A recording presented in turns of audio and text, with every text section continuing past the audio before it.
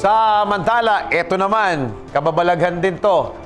Sa paggawa ng inyong nais, dapat ay ikonsidera ang tamang lugar at tamang panahon kung ayaw ninyong maging tampulan ng tukso o panunuhuya. At sa trending video na ito, nako ha, wag na wag po ninyo itong gagayahin. Panoorin po natin ang trending news na yan, ihatid sa atin ni RH44, Vien Dacles.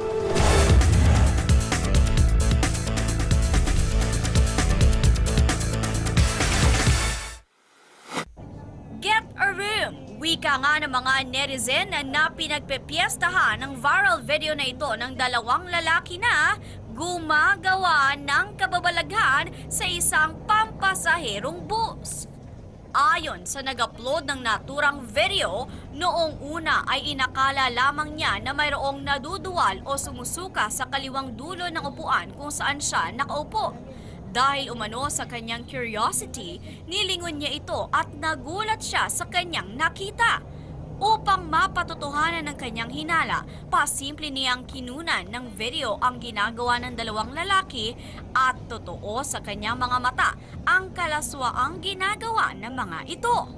Makikita pang walang pakialam sa iba pang mga pasahero ng bus ang dalawa na tumigil na lamang sa kanilang ginagawa ng tila naramdaman ng isa sa mga ito na kinukunan na pala sila ng video. Matapos tumigil, patay mali siya at tila walang nangyari ang sumunod na eksena ng dalawang lalaki. Para sa MBC Network News, RH44, Vien Dacles, naglilingkod sa pagbabalita. I-like po ang page ng DZRH News Television para updated at i-share ang trending news na balitang ito para mas marami ang makabalita. At mag-comment para alam namin ang opinion mo.